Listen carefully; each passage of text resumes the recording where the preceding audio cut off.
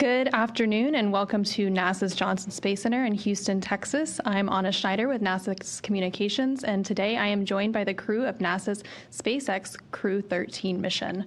Crew-13 includes NASA astronauts Jessica Watkins and Luke Delaney, serving as commander and pilot respectively, and serving as mission specialists are Canadian Space Agency astronaut Josh Kutrick and Roscosmos cosmonaut Sergei Tereryotnikov. We will begin with some opening remarks from the crew before opening it up for questions both here in the room as well as on our phone bridge. For those of you who are joining us on the phone, you can press *1 to enter the queue to ask a question. And if your question has been answered, you can press *2 to remove yourself from the queue. And with that, I will go ahead and turn it over to Jessica. Great, thank you, Anna. We are super excited to be here today. Thank you all for joining us. Thank you for your interest in and support of our mission to the International Space Station. I am honored to serve as the commander for Crew-13 alongside Luke, Josh, and Sergei, and we are really looking forward to this mission. We are looking forward to return. I personally am looking forward to returning to the ISS as well as flying on Dragon a second time, and really looking forward to experiencing those experiences through the eyes of my crewmates. We will be joining Expedition 75, already in progress on board the International Space Station, already doing amazing work.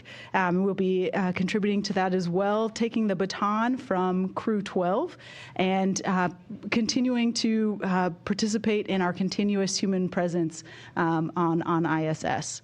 We, as you probably have heard in the previous briefing, we expect a very busy mission with lots of station maintenance, both internal and external, with a few EVAs on the docket that Luke will talk a bit more about, as well as visiting vehicle capture and stowage operations, lots of science, very interesting science experiments that will be flying with us as well, and plenty of outreach. We are certainly grateful for the opportunity to both represent and to serve our communities, colleagues, and countries. So we are really grateful for this experience and looking forward to hearing your questions today. Thanks, Jessica. And so we got a lot going on, as Jessica had mentioned. There's science across the board on the human level. We'll be looking to help characterize some blood flow in a microgravity environment, also fluid shift and how that impacts vision. We'll have those studies going on. And outside of that, we'll be looking to characterize stem cells, so some stem cell growth studies will be going on with plants as well. So we're looking for developing plant habitats potentially aboard station, throughout station if we desire, but also in a sustainable habitat that'll be up there as well. As you might expect, equally exciting, or perhaps even more exciting in some ways, is the spacewalking aspect. So we're looking at a handful of those potentially to upgrade station power requirements, and also looking to get AMS, at least the preparation steps together, to get AMS upgraded for future operations. So for me, between the science, the spacewalks, and everything else that the expedition's going to have, it's looking to be a great time. I'm excited to launch with this crew, join the expedition, and integrate as an extension of NASA and all the ISS team members. So exciting times ahead. Thank you, Luke. Yeah, I think for me, I would just spend a few minutes here to talk about the enormous sense of gratitude that the four of us feel for everyone who has gone into making this mission possible. You know, personally, myself, I grew up on a cattle farm in Canada. It's a long way from being here with this mission in front of us. But the one thing that has resonated at every twist and turn in that journey has been the complexity of these missions, and because of that, the enormity of the teams that go into pulling missions like this off. So we need to say thank you to everyone. We feel that gratitude for the teams here at NASA, at Johnson Space Center, across the different NASA centers, our partners in government and in industry and in academia, the science teams, our partner agencies, the Canadian Space Agency, our friends at SpaceX, and probably many who I'm missing. But sincerely, thank you. We feel very lucky to be the four people climbing onto this rocket to launch. But when we do so, we definitely do so feeling that gratitude and trying as best we can to take with us the aspirations and the enthusiasms of all those teams, thousands of people. On the nature of gratitude, 2026, I think, is a big year for human spaceflight. It's an important one, certainly here at NASA, certainly for us in Canada. It's our second crewed mission this year after Artemis II. And I think that speaks to the interest and investment we're seeing in space. I think it speaks to why we do spaceflight, which is because of future opportunity. And, you know, that also makes me want to say thanks. I'm grateful for Canada for contributing to missions like this, but I'm grateful for the United States. I'm grateful for NASA for leading so boldly as we go into this new era of exploration. It's really important. The timing has maybe never been more important. Pour mes amis au Canada, je dirais qu'il n'y a jamais eu un meilleur moment pour participer à l'exploration spatiale. So thank you to everyone. We're looking forward to getting on board, getting the job done, and probably having some fun, I hope, as well. Thank you, Joshua. Thank you, guys. Good afternoon. I am sorry, I will use Russian language, for me more comfortable.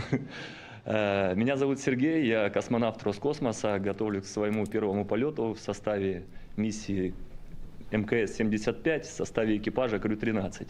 Так же, как и Джошуа, я хотел бы выразить огромную благодарность представителям Роскосмоса, инструкторам и преподавателям Центра подготовки космонавтов. Непосредственно сейчас я прохожу подготовку на территории Соединенных Штатов Америки, и хочется выразить благодарность персоналу НАСА, также компании SpaceX за предоставленную возможность и за то, что даете мне эти знания. Также я очень рад, что нахожусь в этом экипаже, взаимодействую со своими членами экипажа. Я думаю, успех нам обеспечен. Со своей стороны я приложу по максимуму усилий. Спасибо большое.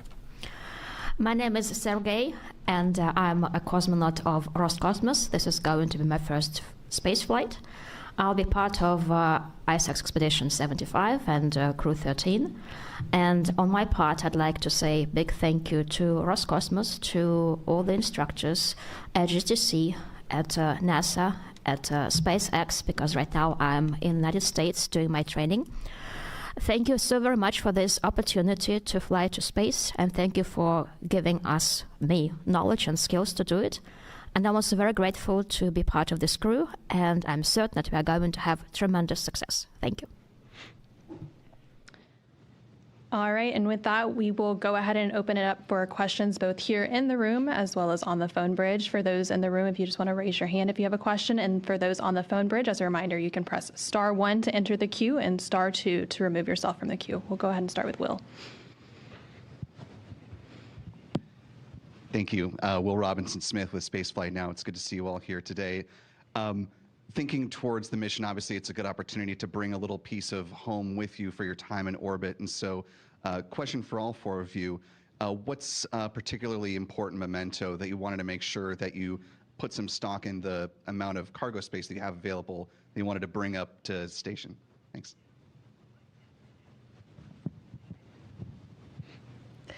Well, I can start off. One of the most important things for me to bring along with me was something to be able to connect with my daughter. I have a 3-year-old back at home, and so finding mementos that we could kind of connect both with her on the ground and with me on orbit, as well as kind of that real time, in addition, kind of thinking about the future, things that she can have to hold to look back on this time, and really just want to be able to inspire her, connect with her, but really kind of leave a legacy both for her and for her generation as they come up and start to find what it is that they are passionate about. Yeah, definitely for me too. It's family-based. Just the mementos that each family member had chosen to kind of have sent up is important to me, and I think that really makes it meaningful. Just seeing that come together from everybody. The kids, it's always great to be able to fly something for them. So I'm excited to see. Well, I know what most of them are, but I guess what isn't known quite yet is we actually get care packages sent up, and we'll see what is included in those. And those I'm not familiar with, so I'm interested to see what the family has put together for those. Good question. Family-based as well. So I'll be taking an old pocket watch, so over 100 years old, because I need a watch to tell time, but also because it's always been in our family. So I'm a fourth-generation Ukrainian Canadian. That watch came over with the first generation when they just homesteaded the place where I grew up, and it somehow made it into my hands. But for me, it's really neat to look at that and reflect on just how much has changed in those 100 years, a little over 100 years, to where that watch began and to where it is now, getting loaded onto a Dragon spacecraft. I think that's just so neat, and it's really neat for me to look at it and think about, if that's how much changed in the last 100 years, how much more could change if we do things right in the next 100. So that's what I'll have on board. All right. Я взял с собой фотографии моей семьи, моих друзей и фотографии, которые будут напоминать мне о каких-то моментах в жизни. И также я взял в электронном виде книги, которые связаны с историей моей страны, местности, в которой я родился. И всеми мыслями я буду уходить, скажем так, в историю, читать, и мне это будет комфортно и напоминать о моей, скажем так, земле, родине и малой родине. Спасибо. I'm going to take photos of my family, friends, and certain pictures that are going to remind me of certain events in my life. I'm also going to take books in electronic format, books that talk about the history of my country and of the place where I'm from. So I'm going to direct my thoughts to those events, to those times. Thank you. All right, we'll go over to Elizabeth in the room. Elizabeth Howell from Canadian Geographic. This one's for Josh. I was wondering, I know that you're into a few sports. We're now into, when you go up in your mission, the hockey season. We got the Grey Cup that's going on. And so I was wondering, as a Canadian, if you could declare perhaps for a particular hockey team or say what kinds of activities you'll be doing up there to follow all of our sports teams. Thank you. Hi, Elizabeth. That's a neat question. I would, without hesitation, declare my support for the Edmonton Oilers. Yes. So close so many times now. You know, otherwise, sports are a big part of my life. I won't have no plans to play hockey. I do have plans to, on a serious basis, to work out and continue training a lot. Of course, that's a big part of all of our lives there as part of the mitigations against, you know, all the things that are going on with our bodies. But I'm also a fan of cycling, and so I do actually look forward to doing that on board. We have a bike. It's not like an Earth bike, but we have a bike, and I plan to spend a lot of time on it during the weekends, just like I do here on Earth. Thanks. All right, we'll go over to Gina. And Sari, for Jessica, during your first launch, you honored fellow astronaut and geologist Harrison Schmitt as your guest at that launch. Are you doing anything special for this launch? Any special guests who you're honoring? Yes. So actually, I have invited Dr. Schmitt a second time to this launch as well.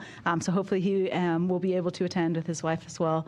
And the other guest that I'm inviting this time is Dr. Frederick Gregory, who was the first African American to command a spacecraft. So hopefully he's able to attend as well. All right, another question in the room on the back row. Hi, yes, I'm Barbara Campos with Spectrum News. When people look back on Crew-13 5 or 10 years from now, what do you hope that they'll remember about it?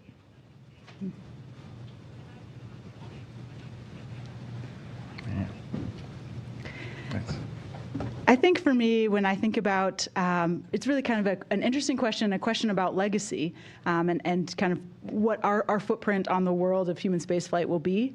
And I think as part of this endeavor that we call the International Space Station, I really hope to, as I kind of said, be a baton holder. We talk about being good stewards of the station during our time on board, helping to maintain and ensure that the station's life can continue as long as we are able to continue to fund it, and really to place our mark in the sense that we are continuing the process. We are enabling the continuous presence of humans in low Earth orbit, and that in of itself, I think, is a legacy that is worth being a part of. All right, another question from the back row.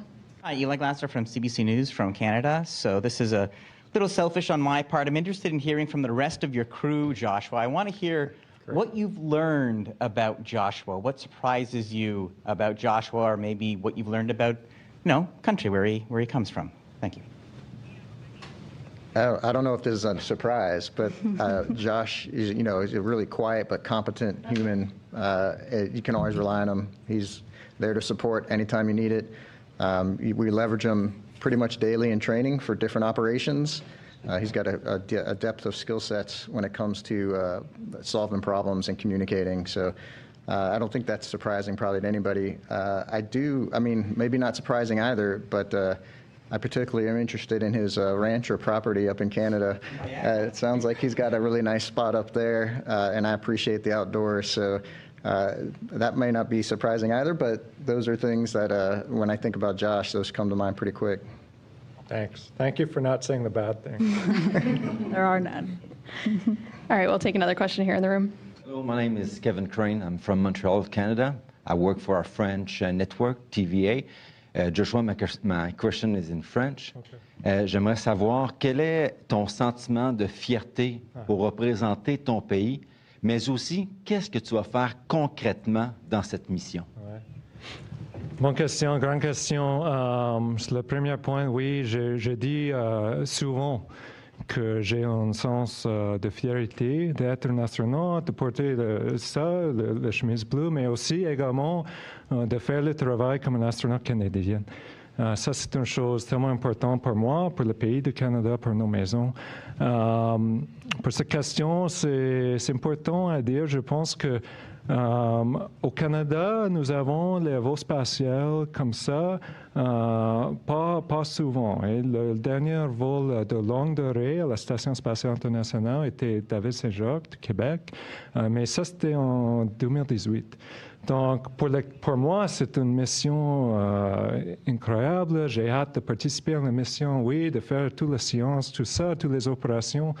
Mais comme Canadien, je dirais aussi que c'est une chose importante pour le pays, pour le Canada. Et j'espère que nous pouvons continuer de faire des missions comme ça plus souvent à l'avenir.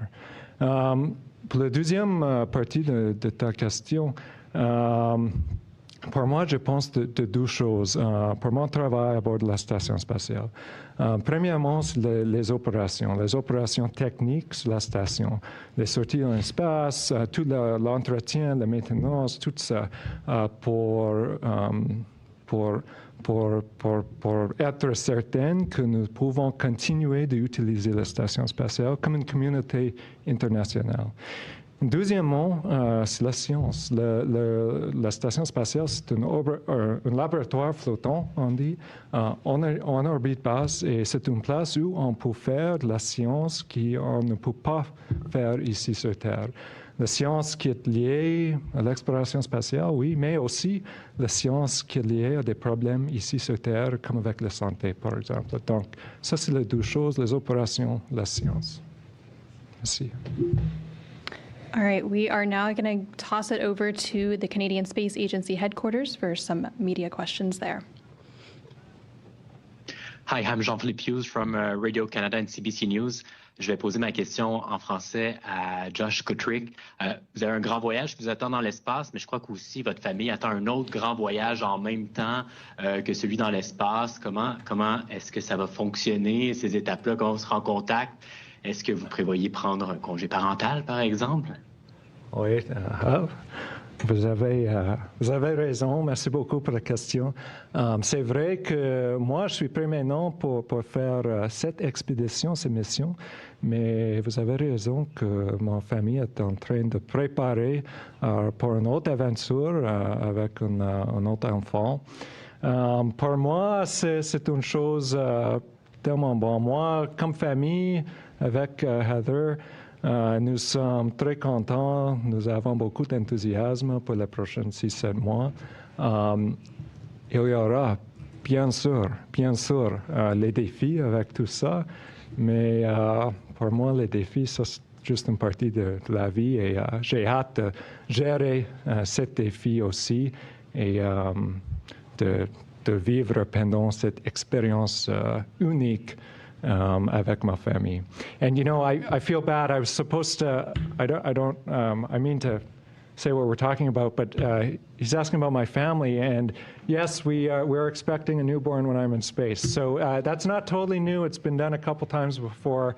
I was saying I love challenge, and there certainly is challenge associated with this one. But I'm looking forward actually to managing that. I mean, I've always enjoyed challenge. I think that my family is ready. I have a wonderful, huge support network. from my wife outwards around us. And we're looking forward to that challenge and to the uniqueness of this experience. But thank you for the question. Hi, Erica Morris from the Canadian Press.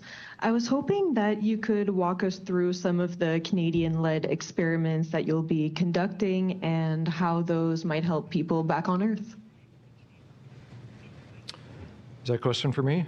Yeah. And that's a serious question because there is a lot of Canadian experiments being done. There's experiments from all over the world being done. And it should be pointed out that I'm not the only one who does the Canadian experiments. They're not the only ones who do the U.S. experiments. We really share that load.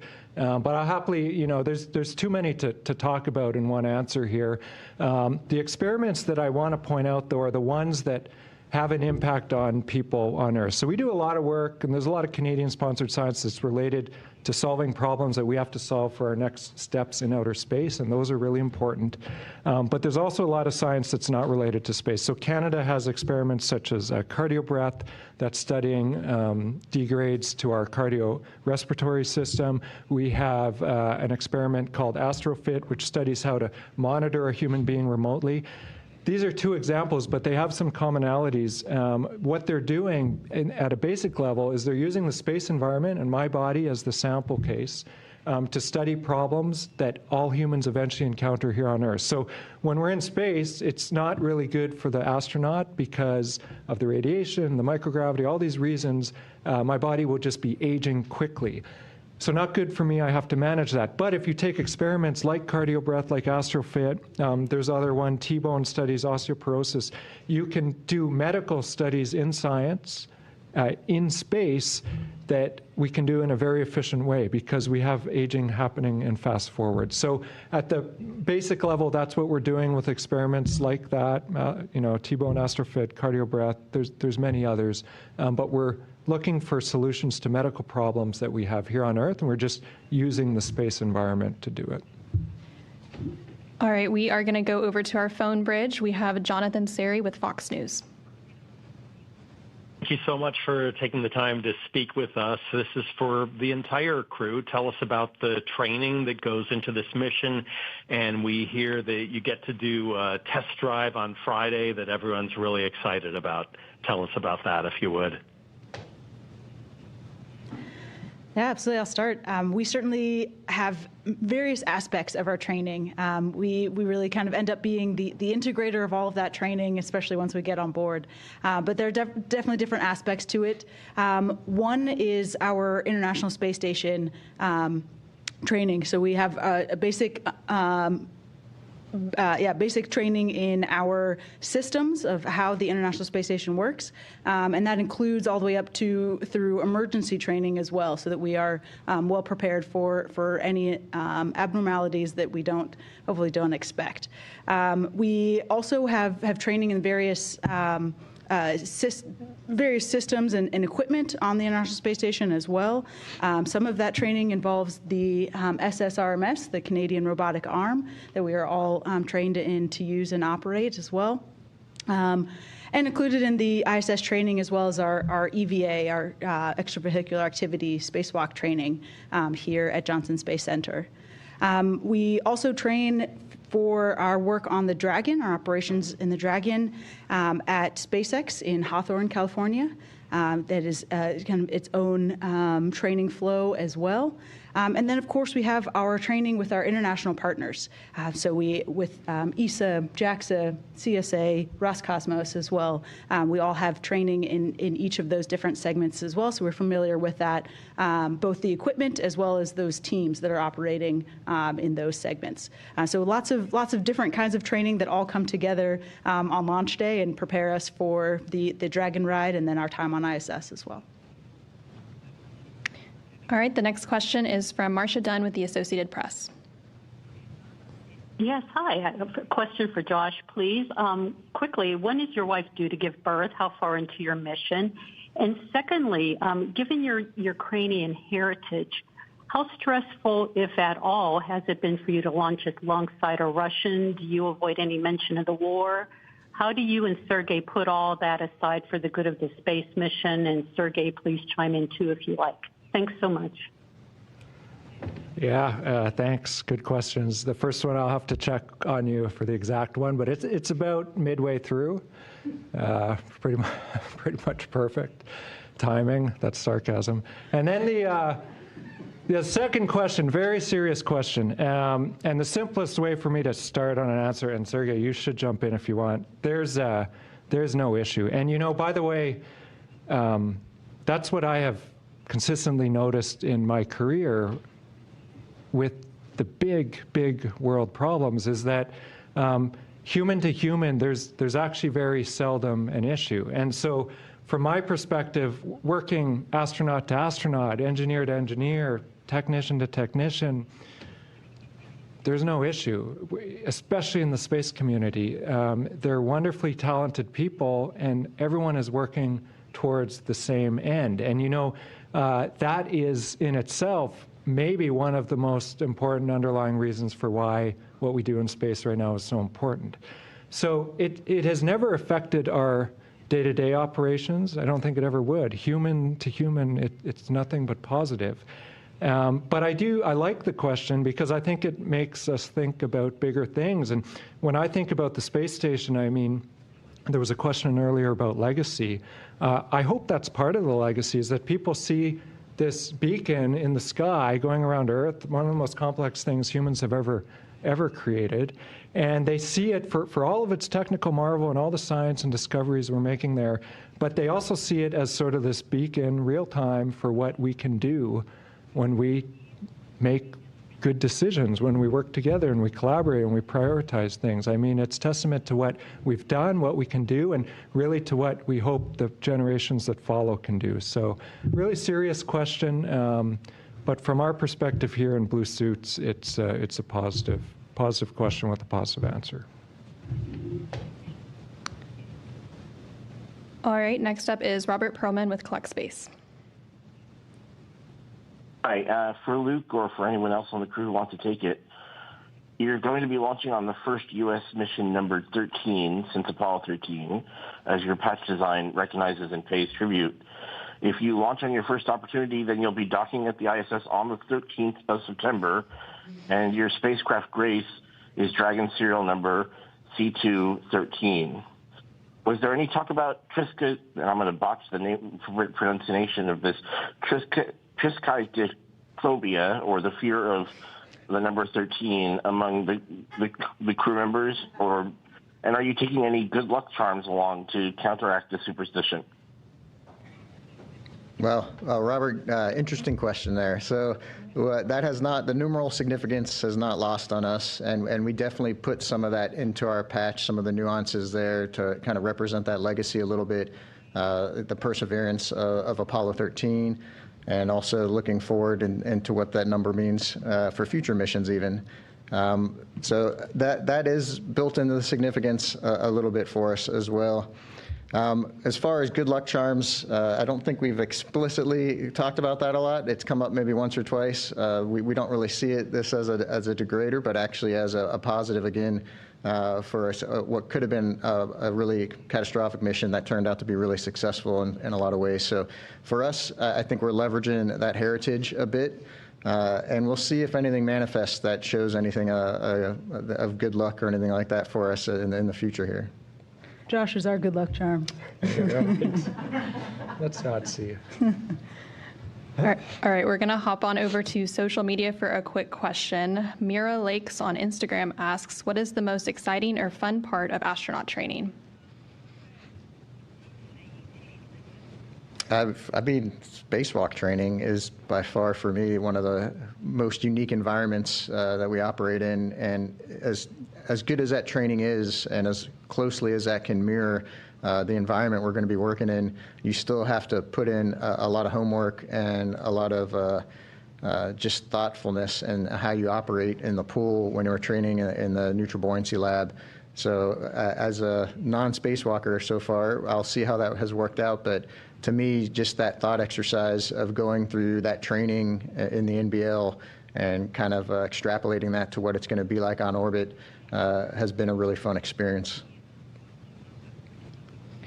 All right, we are going to hand it back over to the Canadian Space Agency headquarters for a couple more questions there. Hi, Sarah Levitt with CBC News. Question for Josh. The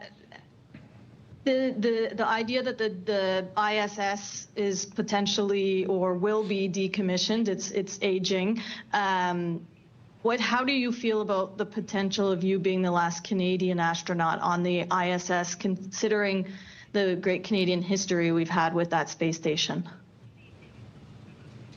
Yeah, thanks, Sarah. It's a good question.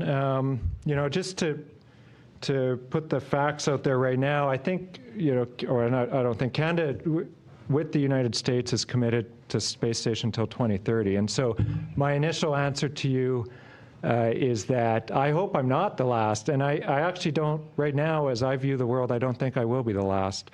We're committed to 2030, and of course we'll see what happens, but there's certainly a world here, there's certainly an option space here where the space station continues. The end of space station is something that will no doubt happen someday, but we have to get the timing right, and I think that for us right now, we feel really, really fortunate to be involved with it at this transition time. Space station, during our expedition, I think, will go past its 26th year, so that has cleared a quarter century now of operating, again, the most complex things humans have ever built in space in this extreme environment, mostly without issue. It's had a remarkably smooth track record. Canada's played an incredible role in that. But because of that work that Canada's done and NASA's done and the other partners have done, we have a machine, we have this laboratory that pays to us so many dividends in terms of scientific discovery, but that can continue going. And so we'll see where the policy ends up. But again, right now it's going to at least 2030, maybe farther. And to me, that's a really positive thing because it means that it's certainly at least possible that we do see more Canadians there. And as a Canadian going on this mission, nothing would please me more than to see that. Thank you. Hello, Trevor Jolene, Plateau Astro. Another question for Joshua. Two people stole my question, so I got one in my back pocket here. I have your personal mission patch right here, and it has some symbolism. There's 3 stars right there, and I think that represents your wife and 2 kids. Are they going to be updating this mission patch, or is this like a collector's item patch that I should be holding on to? Thanks. Yeah, well, I'm just looking at my crewmates here. The stars have lots of different meaning, and we actually didn't write all the meanings in the description. We kept it quite vague deliberately because I think that's the kind of crew we are. You're right that one of those meanings from those stars was meant to represent my family, and you're right that that meaning is maybe not 100% accurate anymore. However, there were many other meanings in the stars. They represent elements of all of our families. One of the meanings that's tied to the CSA are the 3 stars that are on the CSA patch. So they do mean a lot of different things for different crew members. There was a lot of thought that went into them. I'm certainly grateful for my crew including the Canadian meanings to those stars. But there's a lot of meanings. One of them is my family, and yeah, with your collector's item comment, you're correct on that. Thanks. Just a note that our crew patch actually has spot for a 4th star. Even though it was commissioned well in advance of the good news, there is a 4th star on the crew patch. All right, we are going to go back on the phone bridge for a couple more questions. We have Richard Trubeau with the Orlando Sentinel. Hi, thanks for taking the call. Let's put the focus on Luke here. I have Central Florida angled, but I want to also ask Luke's crewmate. His nickname is Mr. Reliable. Have you found that since he's been assigned as your crewmate? But for Luke, you started in school in Central Florida Enterprise Elementary, and you seem really jazzed about a spacewalk. I want to know, is that like the pinnacle for you, or are you still also want to throw your hat in if they call on you for a moon mission? And those are my questions. Thanks. Oh, thanks for the questions. The spacewalk, yes, is a very exciting thing for me. It definitely won't be make or break for a mission. Just launching with a crew like this and working as an expedition on board, whatever gets thrown at us is going to be exciting and totally successful in my mind, no matter what the outcome is. So spacewalk, yes, that would be awesome, but not required if it's not in the cards for some reason. Moon mission, I think everybody at this table would say yes to that, so I am no different from the rest of the crew when it comes to looking at future opportunities there. And then I think you had a third part embedded in there, question somewhere. Yes, Mr. Reliable. I had not heard that, but it definitely tracks. We are super, super grateful to have Luke on the crew, and particularly for me to have Luke side by side next to me as my pilot. He absolutely is always backing me up, both technically and with the interpersonal side of our team skills, making sure that everybody has what they need to be as successful as they can. So I certainly appreciate everything that Florida put into Luke to make him who he is today. We have another one on the phone bridge, Manuel Manzotti with Exploration Espacial. Thank you so much. A question for Sergey. I would like to know if he's been preparing or if he's going to perform an EVA during this mission. And if that's the case, what would be the objectives of the spacewalk? Thank you. Что касается ВКД, в Центре подготовки космонавтов я прошел подготовку, готов выполнить эту работу, если понадобится. Но по организации станции член экипажа Роскосмоса, который летит на корабле Crew-13, на корабле Crew вообще в общем, работу по ВКД выполнять не должен. Но полностью подготовку я прошел, если понадобится, работу выполнить я могу. Спасибо. I have been trained to perform an EVA, and I'm ready to do one if needed. But in general, the disposition of Roscosmos is that a crew member flying on a Dragon vehicle, in my case that's me flying on Crew-13, is not supposed to perform an EVA. But I have the necessary training. Thank you. We are going to go back to the room here with Will. Thank you for another question. Also for Sergey. Can you talk about your road to becoming a cosmonaut? I know everyone that eventually ends up in space has a different path, whether you wanted to do that since you were a little kid or whether that came later in life. I wonder for you, how did you find your way to this, and was it sort of a circuitous path, or was it pretty much you knew you wanted to be a cosmonaut and you did all the things to get to that goal? Thank you. Путь был прямой, но начался, скажем так, он в взрослом возрасте, уже я был зрелый на тот момент. В детстве я мечтал быть моряком, и моя судьба была связана с морем. Я закончил военно-морской институт, начал службу на Тихоокеанском флоте, в конечном итоге служил на подводной лодке. И бывает в организации нашей встреча с космонавтами. Эти моменты очень памятные для космонавтов и для подводников. И в конечном итоге в 30 лет я узнал о том, что можно стать космонавтом.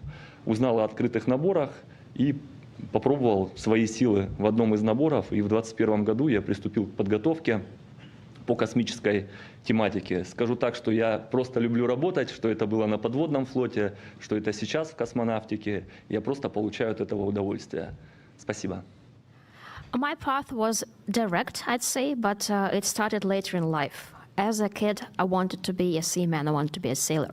So I graduated from a naval academy. I served on the Pacific Fleet, on submarines, but in the course of my career at some point, I had a meeting with a cosmonaut. Those are regularly held, and I was told that actually there is an open contest and one can try to become a cosmonaut, which I did when I was 30 years old. And that's how it all started, and I started my cosmonaut training in 2021. But for me, I just love to work, be it submarines, be it space, I just love to do some work. Thank you. We're going to take another question here in the room, Elizabeth. Elizabeth Howell from Canadian Geographic. This is also for Sergey. Do you mind sharing any fun training stories working with Josh? Смешные моменты, может быть, и были, но я их как-то не запомнил. Скажу по подготовке, очень серьезно Джош относится ко всем шагам, которые мы выполняем. Очень помогает мне во всех наших действиях, потому что мы специалисты миссии, у нас есть определенный набор задач.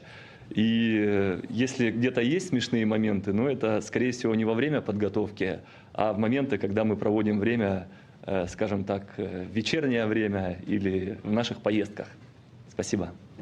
There may have been some funny moments. It's just that I cannot remember a single one of them right now. But I can say that Josh is extremely serious in everything he does in his training. Every step he makes, he takes he does it with utmost seriousness. And there are certain steps that we need to take as mission specialists. There are certain things that we need to do, and he helps me all the way in any action. And there may have been some funny scenarios, some funny moments, but not in training, but when we had free time together when we had dinners and individual time. Thank you. I would say the exact same thing about Sergey, seriously. We're going to take a quick question on social media. I'm Jim Full on Instagram asks, how do you prepare yourselves physically and mentally before a typical launch? Yeah, good question. So I'll start with the physical training, the physical preparation side of things. We certainly have to maintain, good body health across the board in order to be ready for our mission on board the space station. We have to maintain our kind of physical readiness to do our EVA training. Is certainly very physically intensive. To manipulate the suit for long periods of time underwater is how we do most of our training. So for one, in order to complete the training, we have to maintain a certain level of physical readiness. And then there's a medical kind of health component where we also want to prepare our bodies for the challenging environment of space. We know that we will experience some potential bone loss, as well as some changes to our cardiovascular system on board. And Josh mentioned some of our countermeasures, some of our capabilities and equipment that we have on board the ISS to help combat some of that when we get on board. But starting with a clean bill of health and being as strong and healthy as we can heading into the mission helps us set the bar relatively high for when we get on orbit.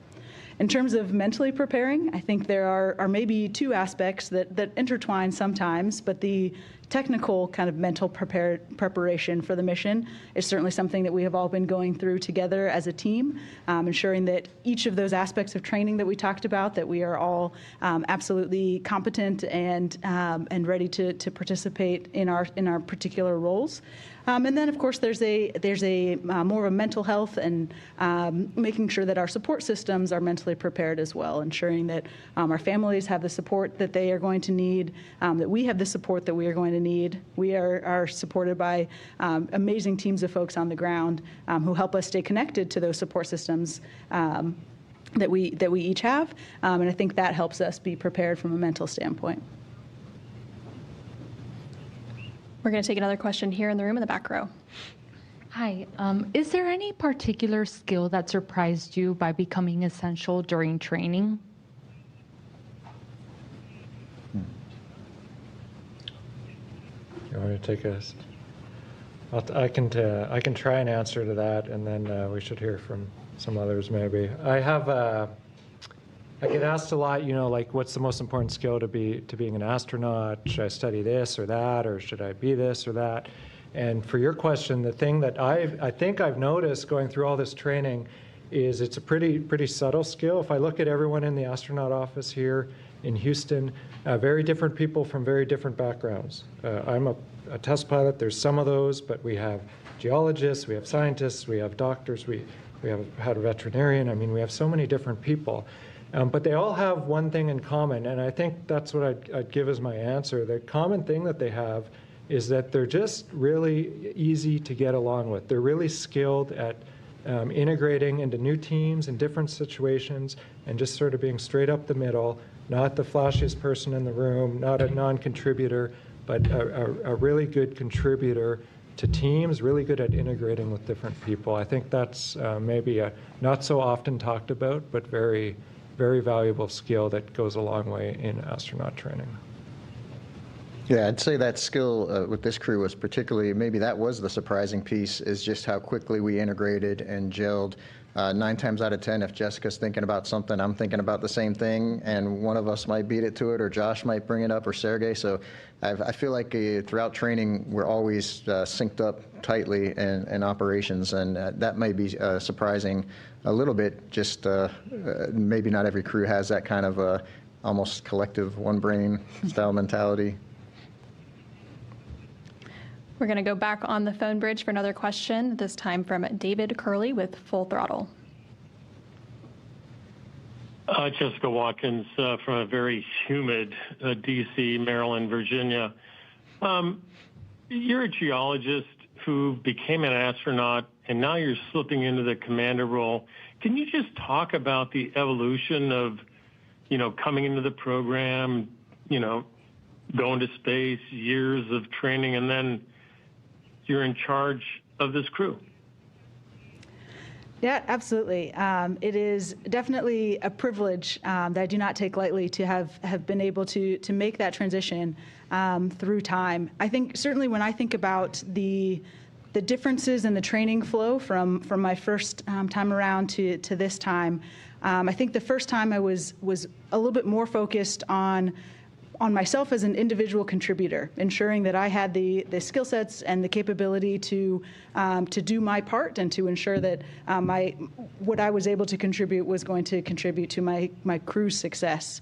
And I think now being in this role as commander and having flown once before, I think that experience has enabled me to take a bit of a step back and provided some bandwidth to be able to focus on my crew and really think about what my crew might need, anticipate what they might need, both from a mission overview standpoint, but also just from a kind of just on a human level. Having had this experience and seeing what challenges both I and my previous crewmates faced, being able to try to preempt those as much as I can and prepare my crew for what I expect that they will experience as well has really been a really neat challenge for me and a really fulfilling process to be able to step into. We're going to take another quick question from social media, but as a reminder for those on the phone bridge, you can press *1 to enter the queue and *2 to remove yourself from the queue. And for those in the room, you can raise your hand if you have a question. Tatum Sigmund 34 on Instagram asks, have there been any situations that have really bonded you all? If so, how?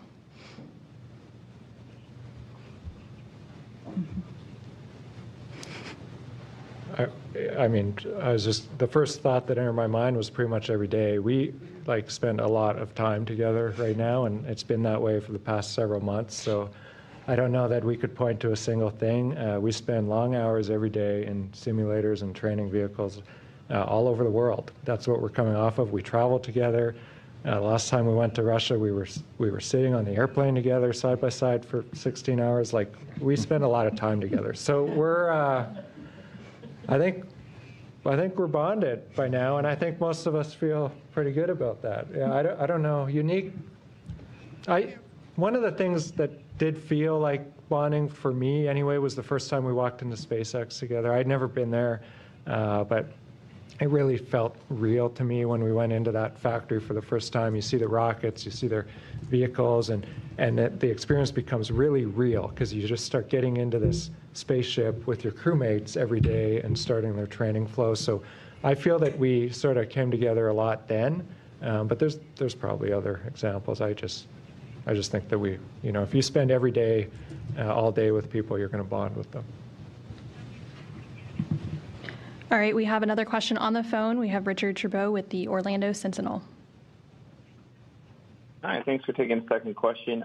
This is about Luke's class to fly and the announcement that Denise Burnham is going to maybe be the one to come up. I just want to know, you're kind of in the middle of the class in terms of getting to space. You're excited to see your classmates up there when you get there, and just what it's like being a member of that class and your contribution to NASA at this point. Thanks. Yeah, it's really exciting to see the class fly. No matter where you're at in the sequence, we're going to be meeting Anil up there. He's part of our class. Denise coming up right behind to replace him. Working closely with both of those two throughout astronaut training. It's really just satisfying, I think, to see everybody coming together and joining up on orbit at some level, taking all those years of training and putting them forward into, being good stewards of station, executing some science, doing some sustainability operations up there. I know just having talked recently to Denise, she's super excited about getting up there. And Maybe I'm slightly hoping we get delayed a little bit so we have some overlaps, so that way we can have 3 flies back-to-back kind of that have sequenced up there. We got that chain going with Chris Williams having just returned a couple weeks ago. So it is exciting seeing all the flies kind of working through their sequence of flights here. We're going to take one final question on social media, and they ask, how would you describe the feeling of being part of a team that is so incredibly influential?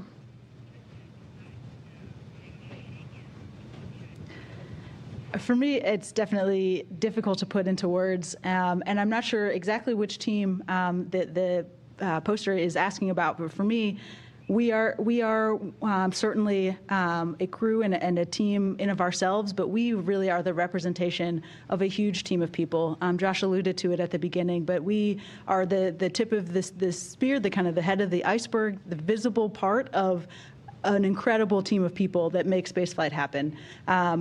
We are asking about kind of one of the most surprising aspects of human spaceflight, and I think the amount of people that it takes to make it happen and do so seamlessly that it makes it look easy every time, that is such an incredible effort to represent and to be a part of. And so I'm just really grateful for that opportunity, and it is a true honor and a privilege. And with that,